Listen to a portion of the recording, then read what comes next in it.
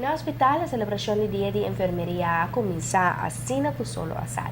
Siendo la organización con más enfermeros en servicio, el Dr. Horacio Odivar Hospital ofrece un desayuno saludable na turco que trabaja en enfermería.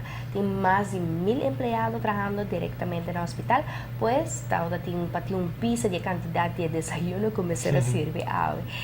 Tradición aquí está bastante acaba, onde a gerência mesta para trás de vale para sacar comida para empregado, né? É um bom momento para colega não topa com o outro e deliberar de um ambiente mais social, ribanan trabalho de todo dia, está para salvar a vida de gente. É irônico que o time viaja para o nursing, que diariamente para salvar assim tanto vida de gente, sem nunca ganhar elogio, pero é uma vida que não logra escapar a motivo de hobby, ganhar hobby crítica, infundar, time viaja fora da comunidade.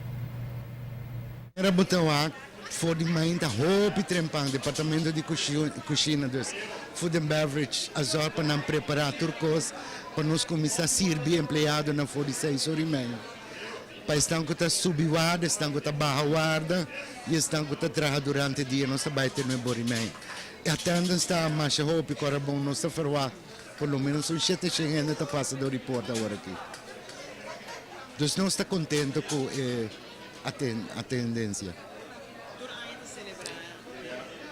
Tour Aya, sim. Tour Aya, nós está por baixo localmente dos que outra organização local, ODEA, por exemplo, anto passou para que o governo proclamar algum Aya passar oficialmente na proclamar esse man aqui de verpleging.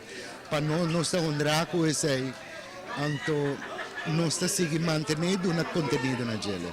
A luna que passa, nós está entregado prêmio super bonito na turnos colegas no hospital, na apreciar esse mais mês. Ayer nós está em competência com Patrícia Cama, grupo grande, nós passa super leuk.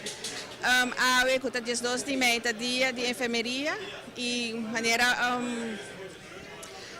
tur aia nós está dando ontbijt na turnos colega na e ao tarde nós está entregar prêmio na tua competência na que nós está até dus bij de opmaakwedstrijd nós temos competência de portret a cada afdeling está saca portret em grupo nós temos inovatie prêmio também ao tarde está entregar e empregado de luna também lota enfermeira nós lhe entregar prêmio também.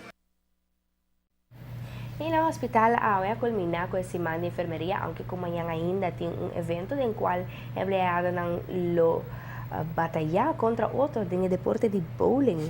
Seguro que sí.